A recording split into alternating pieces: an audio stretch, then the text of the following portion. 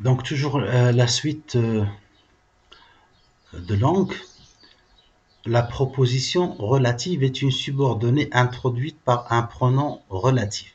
Qui, que, quoi, dont, où, lequel, quiconque. Donc ce sont des subordonnants. Les mots que vous avez ici, ce sont des subordonnants. Ce qu'on obtient une phrase relative, ou bien ce qu'on appelle la relative avec qui, que, comme on a vu tout à l'heure, quoi. Donc la complétive avec que, c'est clair. C'est quand que vient après le verbe. D'accord? Je crois que, je sais que, je pense que, d'accord? Il dit que, pardon? Donc, ça, il n'y a, pas de problème. La relative, elle est introduite par, ou bien employée par plusieurs subordonnants, comme qui, que, quoi, dont, où, lequel, quiconque, ainsi de suite. Donc, par exemple, c'est le bureau dans lequel il a toujours travaillé. D'accord? Il a toujours travaillé dans le bureau. C'est le bureau dans lequel il a. Donc, vous remarquez, ces pronoms évitent la répétition. Vous compléterez le dossier que vous avez reçu. Que remplace le dossier? Lequel remplace le bureau? Je l'aperçois qui arrive, donc c'est un sujet qui, voilà, ça remplace le. J'aperçois qui? J'aperçois celui qui arrive en toute hâte. D'accord? Donc, il remplace ici le sujet. Et donc, vous voyez qu'il vient, le verbe vient tout de suite après. Qui veut voyager? Donc, qui, c'est le sujet du verbe veut. Embrasser qui vous voudrez. Donc, qui vous voudrez. Qui est le sujet du verbe embrasser. Elle a eu 9 enfants, dont 8 filles. D'accord? Donc, elle a eu 9 enfants. Elle a eu 8 filles. Alors, pour éviter la répétition, ça veut dire elle a eu 9 enfants, 8 de ces enfants sont des filles. Donc, pour éviter la répétition de enfant, on a remplacé par le pronom dont. Donc, dont remplace enfant. D'accord? Ça veut dire 8 enfants, 8 de ces enfants sont des filles. D'accord? On va faire un petit exercice. Non, avant de faire l'exercice, on va voir les subordonnées circonstancielles. Pas principales, parce qu'il y en a beaucoup. Je vous ai choisi juste les circonstancielles qui sont les plus utilisées et celles dont vous aurez beaucoup besoin, surtout dans le texte argumentatif. Donc, qu'est-ce que d'abord une subordonnée circonstancielle? Elle indique les circonstances d'une action. C'est très, ça peut être les circonstances de temps, de lieu, hein, d'accord? Et vous avez une première circonstancielle de temps. Elle est utilisée par, ou bien exprimée par le quand, lorsque, comme, dès que, pendant, tandis que, au moment où, euh, avant que, jusqu'à ce que, depuis que, etc. Donc il y en a beaucoup, bien sûr. Il y a beaucoup de moyens. Ensuite, vous avez le but. Le but. Pour que, afin que, de peur que, de manière, de crainte que, oui, dans l'espoir que, de manière que aussi, il y a beaucoup de moyens.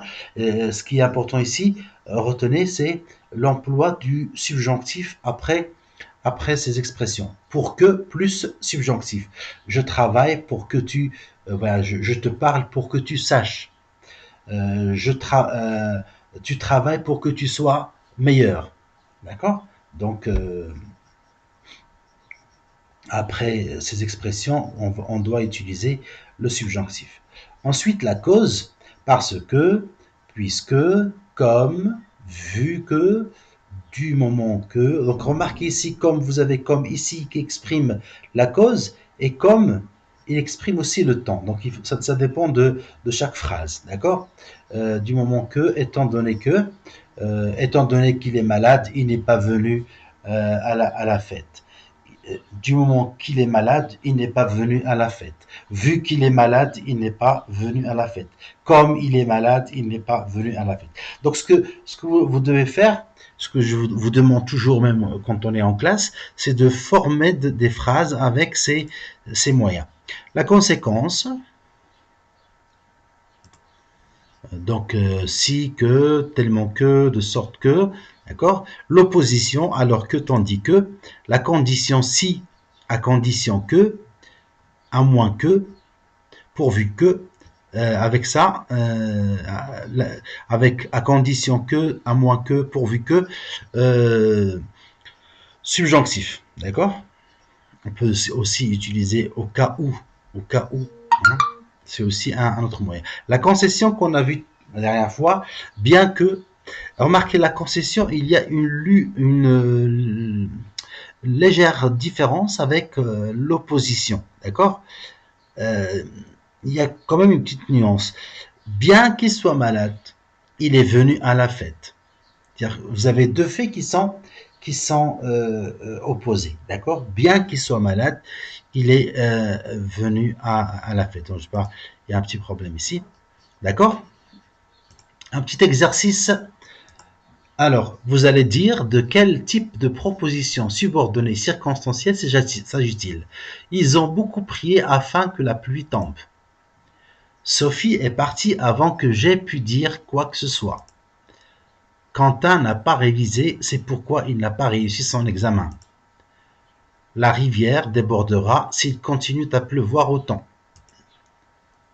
Les élèves aiment beaucoup ce professeur, bien qu'il soit sévère. Je vais à la bibliothèque parce que je dois rendre les livres. Je vais à la bibliothèque parce que je dois rendre des livres. Donc c'est une phrase que j'ai répétée donc par erreur. Valentin est devenu jardinier alors que son père voulait qu'il devienne avocat. Et ils étaient en train de manger lorsque le téléphone se mit à sonner. D'accord? Donc j'ai répété une phrase par erreur. Nous arriverons en retard si nous ratons le bus. Alors, je vous laisse faire l'exercice. Dans la vidéo suivante, je vais vous donner les réponses.